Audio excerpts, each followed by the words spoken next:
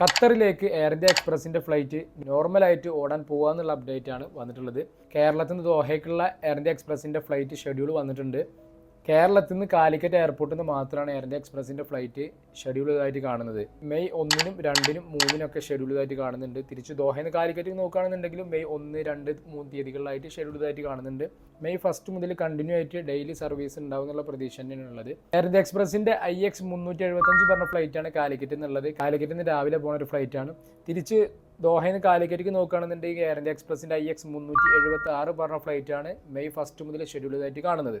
ഇതിൽ തന്നെ കാലിക്കറ്റും ദോഹയ്ക്കുള്ള air India എക്സ്പ്രസിൻ്റെ ticket May 2 പിന്നെ മെയ് 12 ശേഷമുള്ള ടിക്കറ്റുകളാണ് ഇപ്പോൾ നിലവിൽ അവൈലബിൾ ആയിട്ടുള്ളത്. ബാക്കിയുള്ള ടിക്കറ്റുകളൊക്കെ ബുക്ക് ആയിട്ടുണ്ട്. അതുപോലെ തന്നെ ദോഹയിൽ നിന്ന് കാലിക്കറ്റ് നോക്കുകയാണെന്നുണ്ടെങ്കിൽ ഒരുപാട് ടിക്കറ്റുകൾ അവൈലബിൾ ആണ്. മെയ് 1 അതുപോലെ തന്നെ മെയ് 3 ശേഷം പിന്നെ അങ്ങോട്ടുള്ള ടിക്കറ്റുകളൊക്കെ ഇപ്പോൾ അവൈലബിൾ ആയിട്ട് കാണുന്നുണ്ട്. ഓക്കെ, ഇതിന് പുറമെ കാലിക്കറ്റും ദോഹയ്ക്ക് ഖത്തർ എയർവേസിൻ്റെ ഒരു ഫ്ലൈറ്റ് മെയ് 1 മുതൽ ഷെഡ്യൂൾ ചെയ്തതായിട്ടും കാണുന്നുണ്ട്. കാലിക്കറ്റും ദോഹയ്ക്ക് ഖത്തർ എയർവേസിൻ്റെ QR 537 പറഞ്ഞ ഫ്ലൈറ്റാണ് ഷെഡ്യൂൾ ചെയ്തതായിട്ട് കാണുന്നത്. അതുപോലെ തന്നെ ദോഹയിൽ നിന്ന് കാലിക്കറ്റ് കാണുന്നുണ്ടെങ്കിലും ഖത്തർ എയർവേസിൻ്റെ QR 536 പറഞ്ഞ ഫ്ലൈറ്റാണ് ഷെഡ്യൂൾ ചെയ്തതായിട്ട് കാണുന്നത്. കാലിക്കറ്റിൽ നിന്ന് ഖത്തർ എയർവേസിൻ്റെ എയർ ഇന്ത്യ എക്സ്പ്രസിൻ്റെ ഫ്ലൈറ്റാണ് ഷെഡ്യൂൾ ചെയ്തതായിട്ട് കാണുന്നത്.